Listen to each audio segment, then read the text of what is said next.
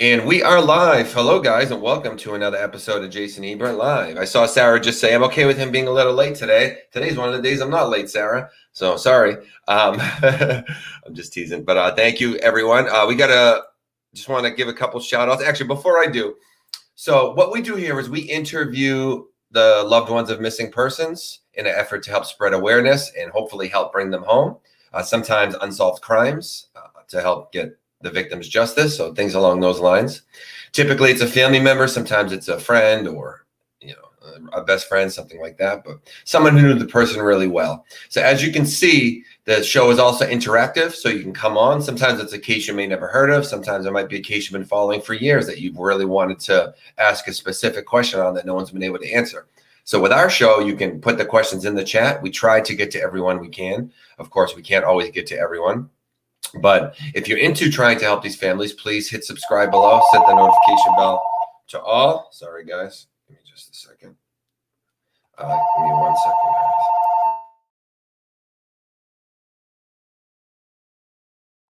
Sorry, guys. So that was the house phone. I'm going to give it a minute because we're only at about 30 people, which is pretty low for us. Now, typically we go on at 9 p.m., so a lot of people don't know we're on yet. So let's let those notifications go out and let's get some more people in here before we start going into the specifics of the case. But so tonight is our guest is from northern Las Vegas. We have the father. You may have saw the mother that we were going to interview the mother if you came from Facebook. We actually have the father of Aleah Scheible. His name is Ross Scheible, and it takes a while to filter through. We originally were going to interview his mother. I did go ahead and change her on YouTube, so you probably see that it's Ross's name on the YouTube. But on Facebook, you may have seen Karina, but it actually will be Ross with us today.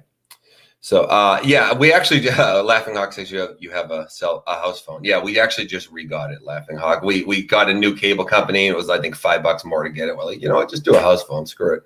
I know, but I still feel weird when it rings. But all right, so about 40 people. Let's give it just a moment, guys. So tonight's case, we have some. I'm hesitant to say the word positive news, but you deal with all different types of situations with these. You deal with someone just vanished off the face of the earth. You deal with someone saw them being forced somewhere, something like that. So when I say positive news, tonight's there is a good chance that we're just dealing with a teenager, maybe being a teenager who may have went away. There is footage. I'll let Ross go over in more detail, but there is footage of them leaving the home. So it may be a situation like that. So we're going to hope and pray that that's exactly what this is, and that there's a positive resolution and she comes home. Hey, we all have teens. We've all been teens. If you don't have teens, so we all know how it is, guys. So let's try to be extremely supportive because this family today is about the 1 month mark. So that's the reason why Karina didn't come on. She's having a tough day, understandably. So Ross, is filling in to try to get the story out everywhere. I think they did an interview previously today. So this family's doing everything they can. So let's try to be supportive of them. Let's try to share this on, Facebook and everywhere we can, and hopefully get this story out there and get more people, more eyes on it. Okay, so we're nearing about 60 people. So still kind of low compared to usual, but I expected that because the time is different than usual. So, but that's enough to at least get us started, and we can kind of help. We can help get the word out there. So I just want to say thank you before we start we have a new member, Lori Irola or Ariola. I don't know if I'm saying that correctly. Thank you so much.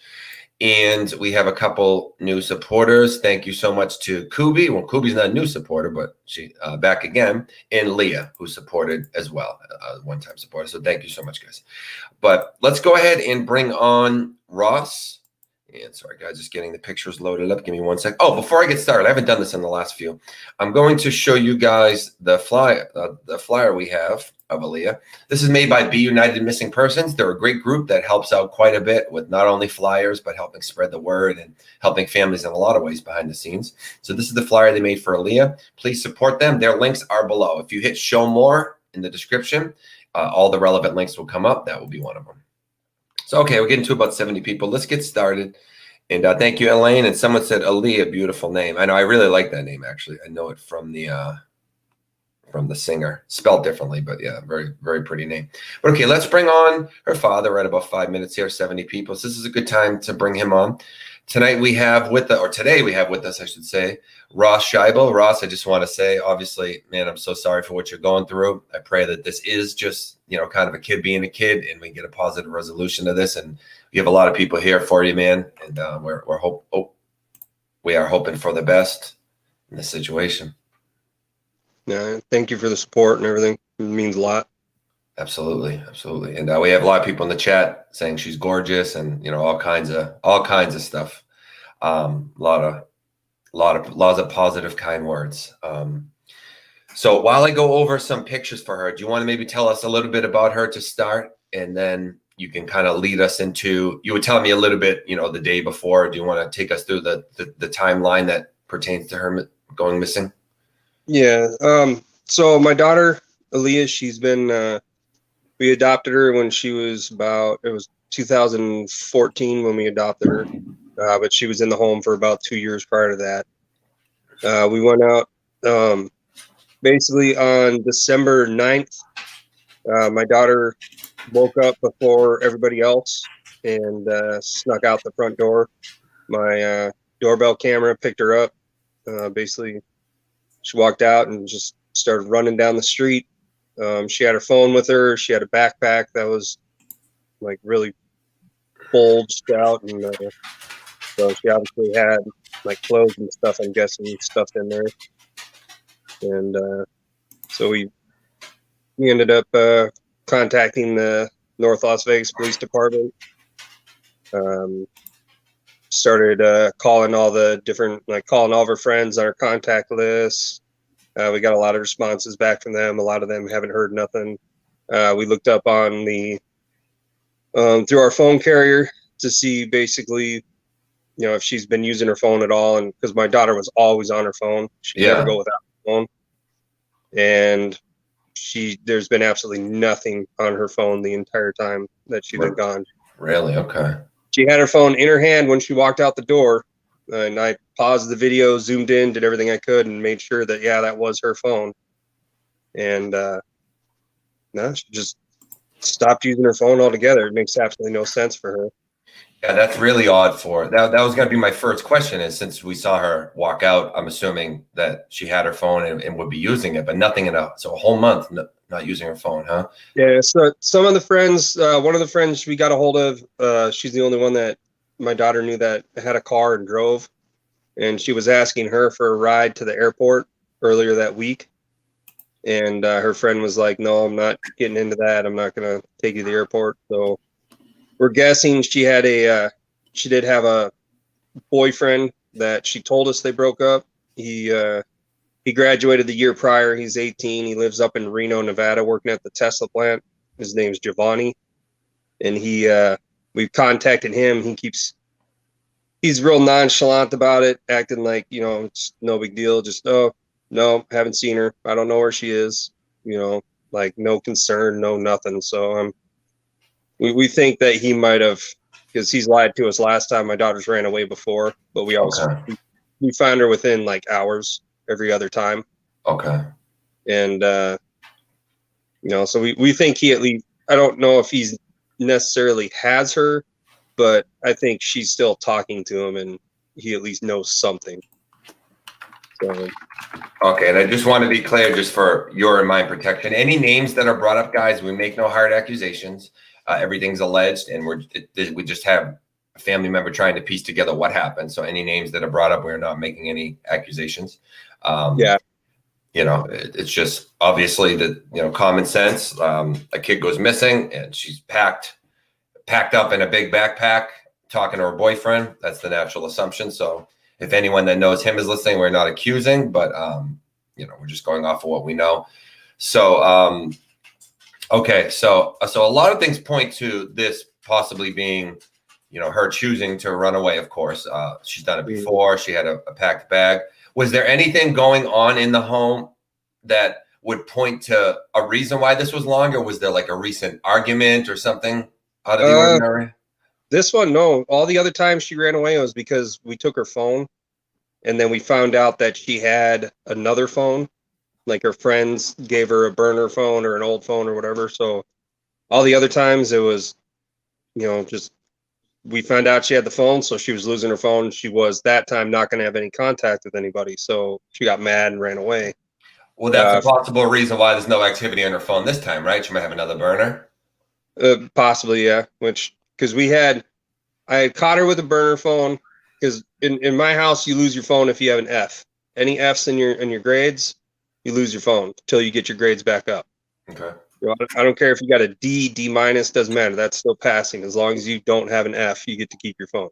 Right. And so she was failing at the time, but it was coming up on finals, and she was working, getting her grades up. And we told her, because she had a week and a half before the final grades were coming out, and she had been working on it, and most of her grades were going up. And she, so we hadn't even talked to her about it yet, about taking it. And so we were just waiting to see what the grades came out, and she ended up just running out before even taking her finals or anything. Like a week and a half before the end of the semester, she just took off. Okay. Now, him being so nonchalant. Well, first off, how long did you say they dated for? Was this a close relationship? What's the situation? So they were friends for, I think, maybe a year. She had known him, but I didn't want. I told her basically, you're not dating anybody 18 or over, just because I don't want to put that person in that position with statutory rape type stuff out there. I'm like, I don't want you to put him in that position. That's, and so basically when she was 17 and they were only a year apart, he was graduated, she wasn't, and they came and actually talked to me about it first. And I was like, I made it real clear. I'm like, look, dude, this is where it could go. At the time it could be consent, and then she can change her mind after, and it could go that way. So I was like, that's something that if you're willing to put yourself in that position, I'll allow you guys to date, but just realize, it's my daughter. I'm protecting my daughter. I'm not gonna, just condone any little thing you want to do. You still got to earn my trust, yada yada. And then so they started dating. That was they were dating for about about, I think, 3 or 4 months, and then he got caught with a phone, or I guess he had one of her passwords for Snapchat, and he posted something on her Snapchat, and so we found out that she had lost her phone at that time. So we found out that she had another phone. Her older sister helped us get that phone from her because she was refusing to give us the phone and everything, and so we went ahead and we got that phone from her, and then she got her grades up, got her original, her actual phone back. Okay. So, and now him being nonchalant, again, no hard accusations, but him being nonchalant, is that odd? Like, to you, does that point to the fact that he might definitely know where she is? Or so the last time she ran away to a friend's house, probably, like, by car it was 30 minutes. So she asked to go for a walk. I let her go for a walk, and she, like 4 hours later, she hadn't came home. We started looking around and everything, and started calling around to her friends. And her friends, her friend just was acting kind of funky, and saying, "Oh, I haven't heard from her." And we're like, "That's odd," because my daughter, when she has a best friend, that's all she focuses on. She's got like one really, really good friend that she talks about all the time, is always talking to. And we're like, that's odd. And then the boyfriend called him. He's saying he hadn't seen or heard from her or anything. Then we finally ended up calling her friend's mom, and she's like, yeah, she's been at the house for hours. So we're like, oh, well, and I guess she was telling the parents she had been, that we kicked her out and everything else, and just lying to the parents so that they'd let her stay there. So we went over, picked her up. Then we found out from the boyfriend that she had called the boyfriend right away when she got there. So he was lying to us, saying that he hadn't heard nothing when he had. And then his response was, well, I knew she was okay, so that's all that mattered. Yeah, that's what it sounds like is might be going on again. Yeah, so with him, I don't know if she's with him, but I'd be very surprised if he didn't know or hadn't heard from her.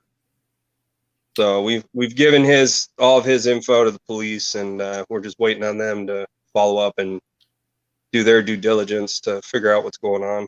And let me make something clear to anyone listening who might know the person being talked about, the young man. Well, I was going to say he's a minor, but he's not either. He's 18. So, okay, this goes out to him as well as anyone. Being that you guys are adults, I'm no expert on the law by any means, but it would sound to me like you're in, let's say, possession of, I don't know if that's the correct word, but you're with a minor, let's say, who is known to be missing. So if it comes out that you knew where she was and didn't contact authorities or the family, you might be in trouble. So if I were you, I would quickly give a call, whether it be to the authorities or I'll put Ross's profile below. I have Karena's linked, his wife, because she was the original, when I was setting it up, she was the original person I was going to interview. But I would come forward with any information you know, because you don't want to end up in trouble yourself as an adult, knowing where a minor is and not coming forward with that information. My guess is you could get yourself in some big trouble. Am I right, Ross? That's what it sounds like to me. Yeah, I've been looking into it as well. So basically in the state of Nevada, because my daughter is missing school is the biggest kicker on it. Okay. So that kicks up contributing to the delinquency of a minor. I'm not exactly sure what the what all the penalties are for that. But either way, it's something that goes on your record that's not going to look good for jobs and stuff. So come forward if you know something, really. And especially if he does know anything, he just started a job. He got himself, and he's doing really good for himself. He got himself out of bad situations and moved forward. And this could destroy his life. He'd lose his job and everything that he's been working for. Yeah. So is it Giovanni? Did you say? Giovanni. Oh, Giovanni. Okay, so Giovanni, if you're listening, man, you're a young kid. Your life just started. You just became legal. Yeah, I know when I was 18, if I was in this position, I might be thinking like, oh, I'm just hanging out with my girlfriend. No big deal. You should realize you need to call her parents and let her know she's with you. You're playing with fire here. If you are, again, no accusations, but if you do happen to know where she is, you need to tell someone, bud. So you need to realize how serious this can be. I know you might be thinking something like, oh, we're only a year apart. In the eyes of the law, stuff like that doesn't matter. So you need to say something, buddy, if you're listening. My guess is since you guys shared it, I'm sure if nothing else, he knows this interview is probably going on. So he may be watching. Come forward, my friend. Help yourself out, because you don't want something that looks way worse than it is on your record for the rest of your life. Yep. Everybody, and the kids these days, they think they're helping their friends out by hiding them, and it's not. Right. I don't think he has any ill intent. He's probably just an 18-year-old kid thinking, she's mad at her parents. She's my girlfriend. I can hang out with her. I just want him to realize this is worse than he probably thinks it is. Yeah. Yeah. Laughing Hawk says kids get hyper focused on whoever has their interest at any given moment. Yeah. I mean, we've all been there, guys. We've all had our first few girlfriends, boyfriends, whatever. And they're like your life. Totally. That's all you think about for however long you're with them. So we all understand what's going on, if indeed that is what's going on. To everyone in the chat, we have well over 100 people. Please like the video. It helps to get it out to more people so that we get more eyes on this. So thank you. A lot of people asking about her social media. Do you guys have a home computer that she was logged into that you can go and look at the messages and stuff? Or, well, she has a phone, so you couldn't use that. Yeah, most everything was through the phone. Her older sisters helped us try to look on her social media and everything. We've tried to figure out passwords and stuff like that to try to get in there. The biggest issue, like a lot of the kids now, they use Snapchat, they use Text Now, they use all these new ones that there's absolutely no tracking. It doesn't save nothing. So it's really hard anymore because kids stay off of Facebook for that exact reason. Yeah, they're like encrypted or whatever it's called. All those apps. Yeah, they're the morons that go out there and take video and post Facebook Live when they're out doing illegal stuff. All they're doing is incriminating themselves. So right. A lot of the kids stopped doing that, and they got smarter and they started using these other apps. So, and with her phone, I have through our carrier, we have location on. We have we have so much stuff. Like I can see what apps she's using for how long. I can see how long she's on the phone calls, how many texts, and ever since December 8th, just everything drops. It just goes from constant use to just nothing. Yeah, so that's one of two things. That's either really bad news, is one thing, but because she has the history of the burner phone, doing this before, it's something we don't have to worry too much about, because a kid just wouldn't do that. So it has to point to a burner phone, is what I'm thinking.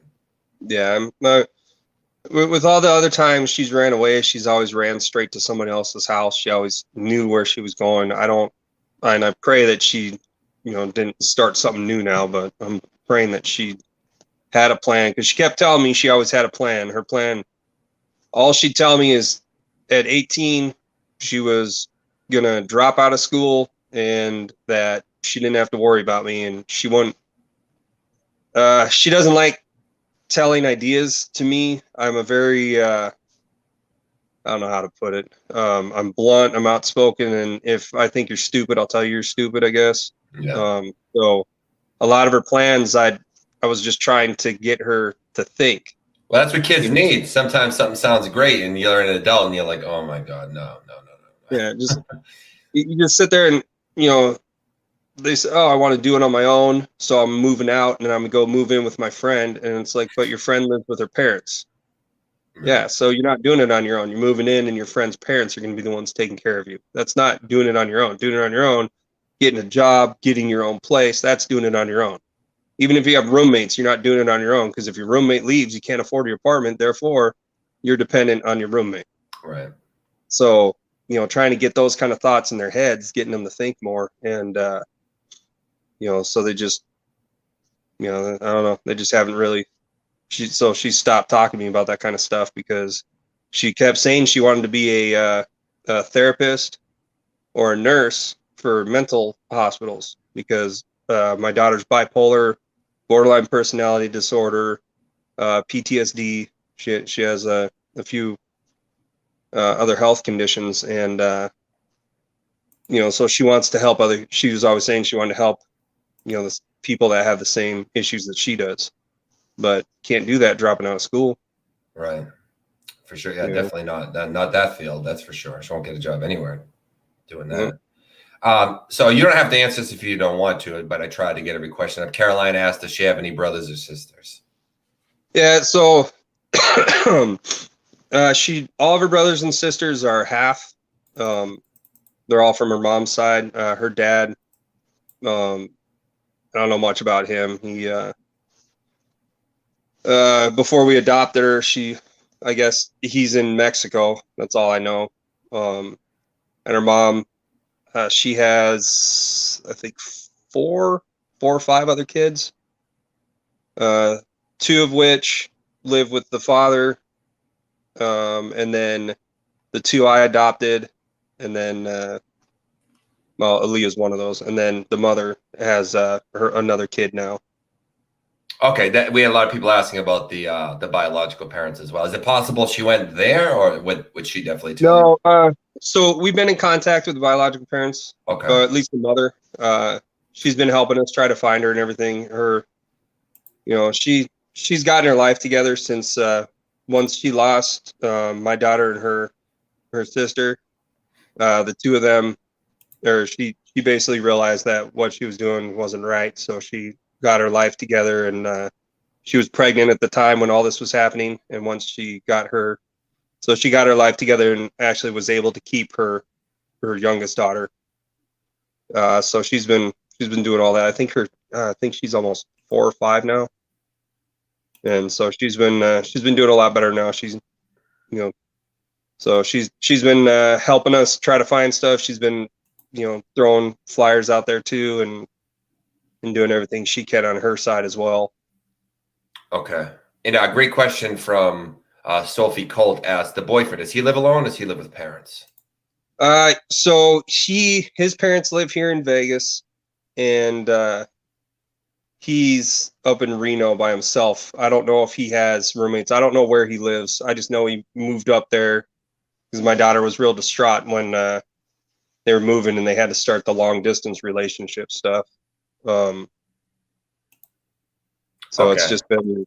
But he's definitely not with parents, though, right? He's either alone or with roommates. Correct. Have you tried? I don't know if I should say this publicly because in case he's listening, but have you tried just going out there and just kind of sitting outside down the street and seeing if she comes in and out of the house? So I don't know at all where he lives in Reno. Okay. I just know he got accepted into a training job up in Tesla. So he got into that career field or whatever. So he's working at the Tesla plant up there. That's the only thing I know. I've contacted the police up there to do a wellness check. They can't do anything until the Las Vegas police sends up there.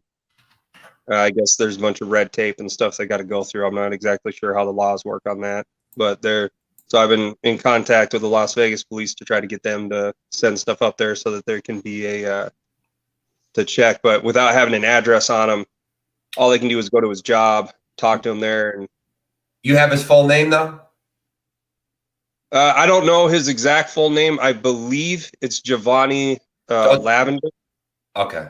Lavender? But, yeah, Lavender. I'm not 100% sure. That basically I had to stalk Facebook pages and going through to try to find photos that look like him, and because the account that he was on after she ran away the first time, we got blocked from.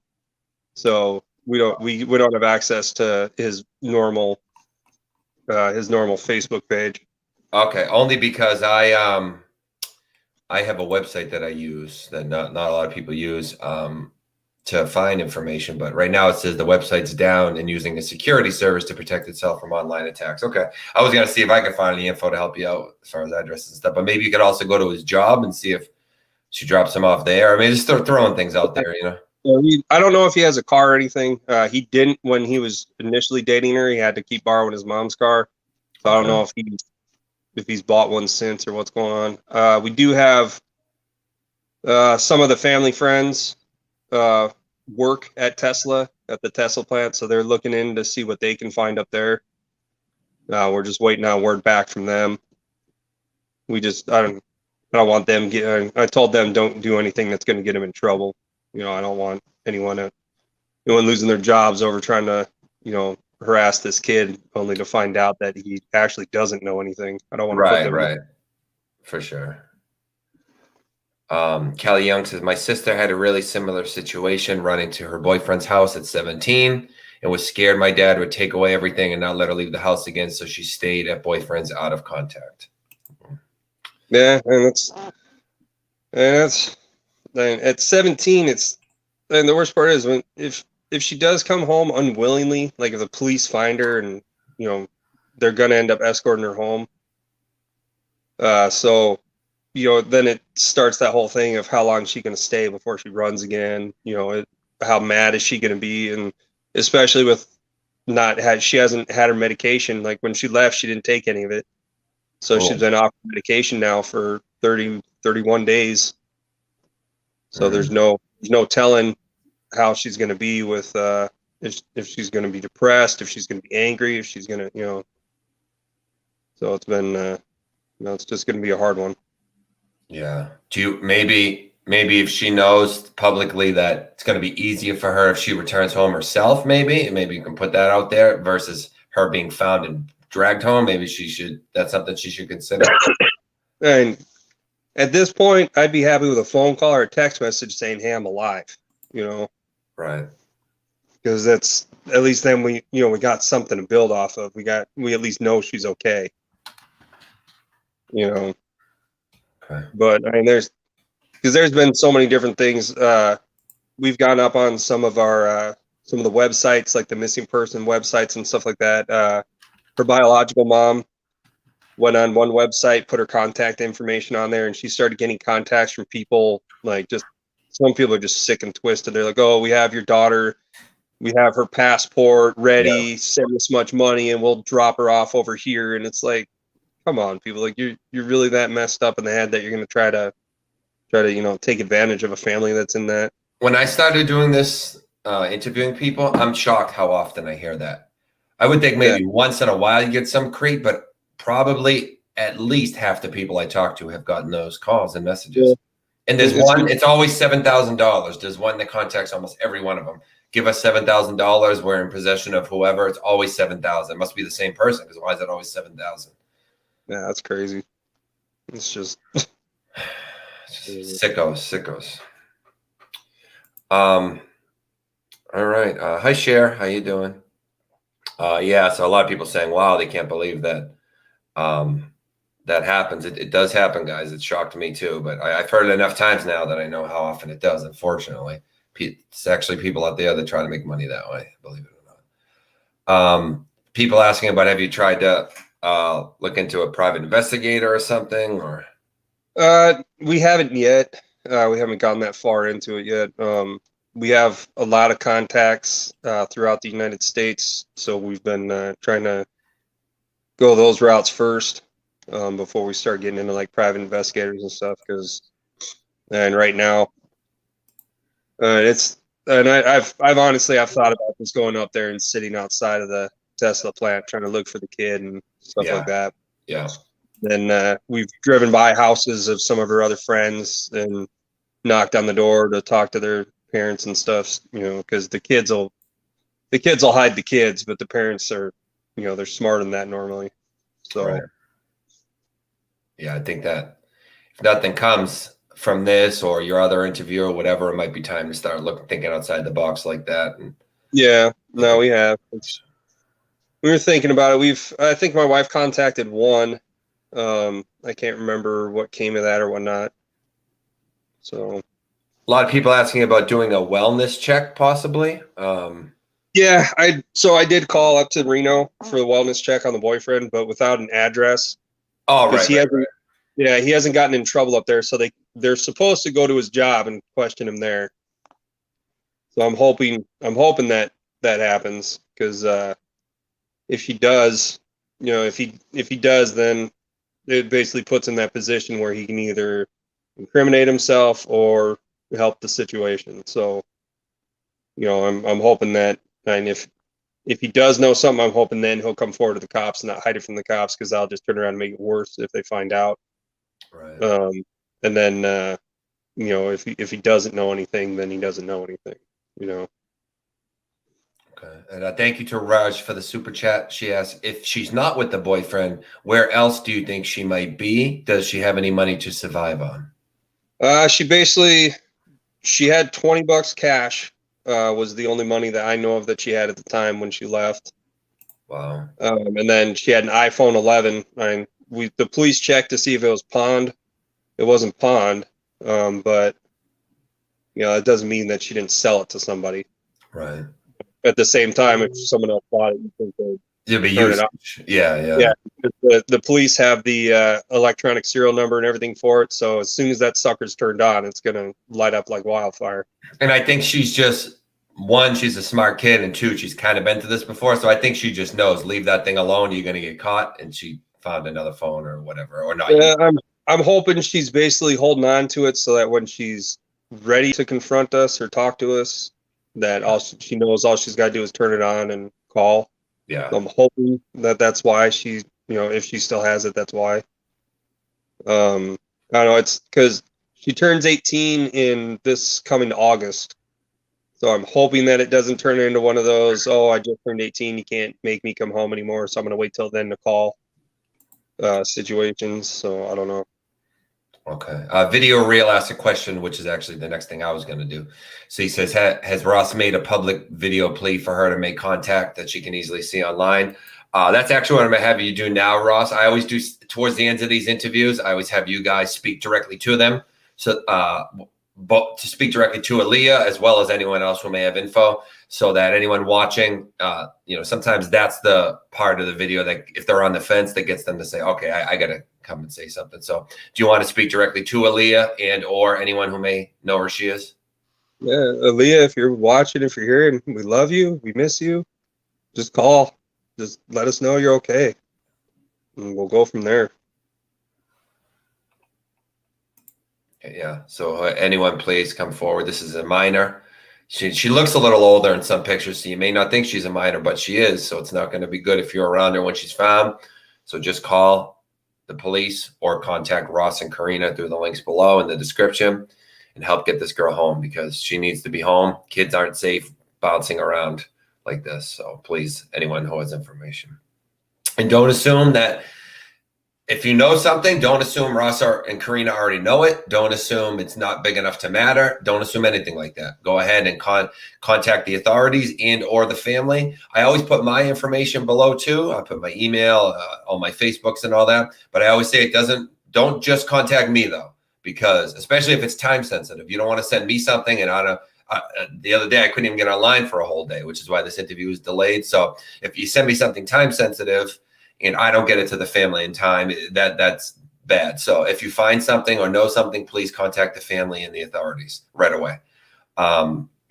Ross, is there anything that either I or the chat didn't think to ask that you feel is important that you want to get out there? Anything from tattoos, identifying marks, to habits of hers, to something that happened, anything like that? She's always, whenever she has an electronic device, there's normally headphones in, listening to music. She's got a nose piercing.